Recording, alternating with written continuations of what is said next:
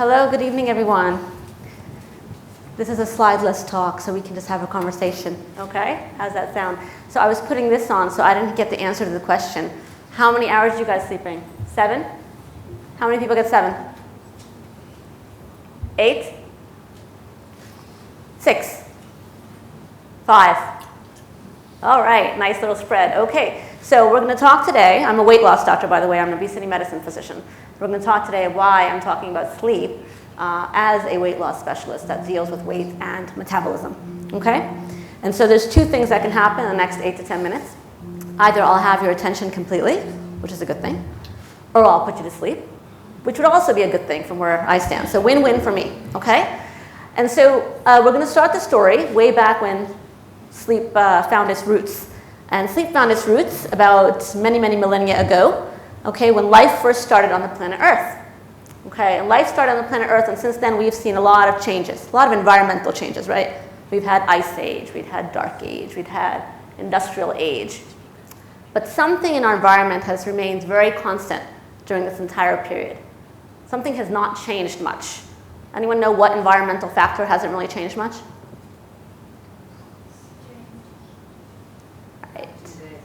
Night and day, very good, exactly. So the Earth is on an axis and rotates in relation to the sun. And we, on the planet Earth, have a night and day cycles, 24 hours long. And so everything that has evolved on Earth, from a single amoeba to where we are today, has evolved in relationship to that cycle. And that cycle is inextricably linked to every cell in your body. And that is the main message that I want you to go home with today. That we are linked, and every cell in your body is linked to that cycle. Okay, so what do I mean by that?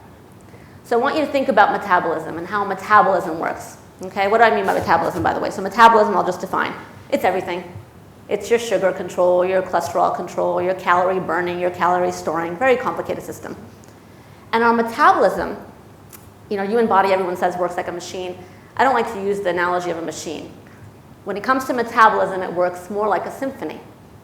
All right? And what's a symphony? You have a lot of different instruments, each one sometimes playing its own different music, but at the right time. So it's the right instrument playing the right music at the right time. And when all that happens together and is orchestrated well, you get music to your ears. But if one instrument decides, okay, you know, the violinist says, or maybe the violinist fell asleep and chimes in a little later, okay? Well, then you'll have like Mozart turning over in his grave, not so happy. So your cells in your body and your metabolism is like a symphony. Your brain is the conductor, your liver is, I don't know, the cello, your muscles are the violins, okay? And your heart is, or your gut, let's do the gut. The gut is like the piano, okay? And everything has to play its music in relation to the other at the right time for it to sound like Mozart in your body. And if it doesn't, you're going to sound like Lady Gaga or whoever else. No offense, Lady Gaga. My sons actually like her. But okay. So how does this all work then? How does your body know when to chime in at the different times and make it the right organs to make the right music? Okay? So time is a big factor here, right? We have the night-day cycle, and therefore, as human beings on Earth, we have the concept and the dimension of time, right? And if we didn't have time, how would you all be here today? So I know I looked at my iPhone, and you probably looked at your watch or your clock and said, okay, 6 o'clock, 6 to 9, we're going to be here at the TUYS talks. And that's why you're all here, and we're in sync right now, right? But your cells and your organs don't have little clocks in them that go tick-tock, tick-tock. Or do they? Well, they have these genes. They have a genetic code. And there's genes inside your organs, in your brain, in your liver, in your muscle. And scientists have aptly called these genes clock genes. So they sort of do a tick-tock, tick-tock, okay? And these clock genes tell your organs when to go about their metabolic processes. So when the fat should be burned, when the fat should be stored, when the sugar should go up or down. And so it's very important then for every clock in your body to be in sync, right? Your brain can't think it's 1 o'clock and your liver doing something at 10 o'clock. That won't work very well. So then what controls the clock genes?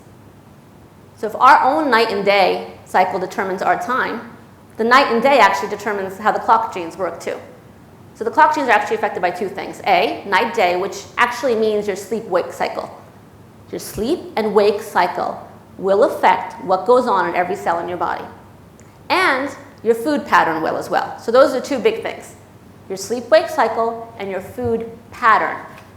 Most people, when they think about diet, you're not always thinking about food pattern. You're thinking about, what am I eating? Am I eating the burger or am I eating the salad? Right? But when I think about diet, I'm thinking, what are you eating and when are you eating it? Okay? So there's a reason there's breakfast, lunch, and dinner. There's a reason we talk about not waking up in the middle of the night and, eating a chocolate cake, which we sometimes do. Okay? So the timing, right? The timing is everything.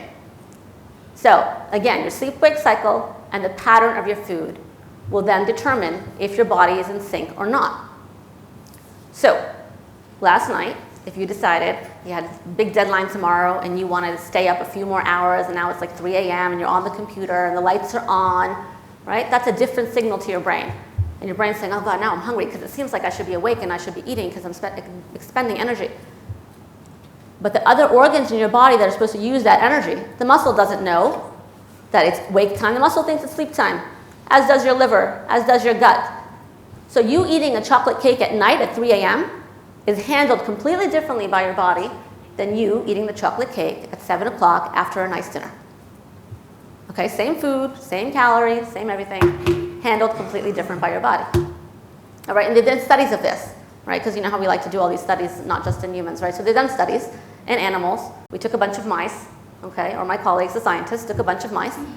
And they had, mice, by the way, are opposite of us, right? They sleep all day long and they eat their food at night. And they forage at night. So they took these mice and they didn't do anything with their caloric content. They gave them the same amount of calories. One group got the calories at the regular time at night like they would, because mice eat at night. And the other group got it during the day. Same calorie content. And what do you think happened? Right. Yes. These guys, they got fat.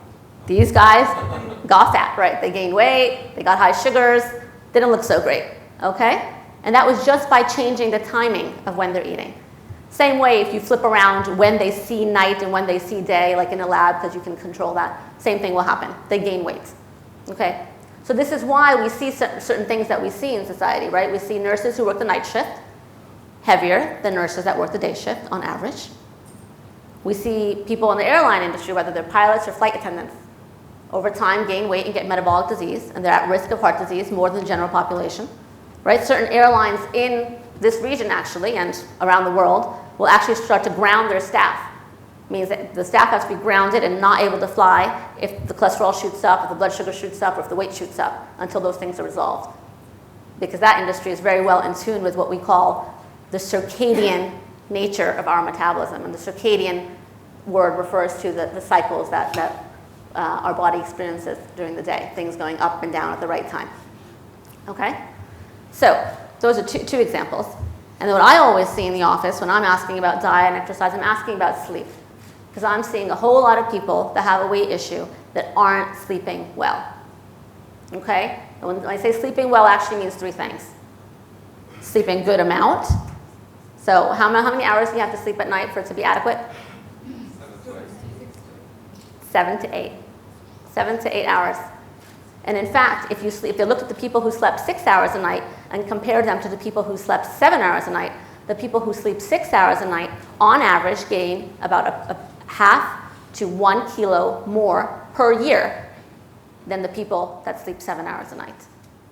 So over 5 years, that's 5 kilos. Over 10 years, that's 10 kilos. Continue to do the math, right? Okay. So it's sleeping enough, so 7 to 8 hours. It's sleeping uninterrupted, so sleeping well, right? How many people wake up in the middle of the night? Yep, so interrupted sleep. You don't necessarily go right back into deep sleep when your sleep is interrupted. So it's sleeping well. And then it's sleeping on time, okay? So there's a difference between sleeping from 10 p.m. at night to 6 a.m., which will get you 8 hours, and sleeping at 2 a.m. to, let's say, 10 p.m., 10 a.m. There's a difference there, okay? So sleeping enough, sleeping on time, and sleeping well, uninterrupted. And for those of you who raise your hands and had not good sleep, there's some things we can think about in terms of how to improve your sleep hygiene. We call it sleep hygiene.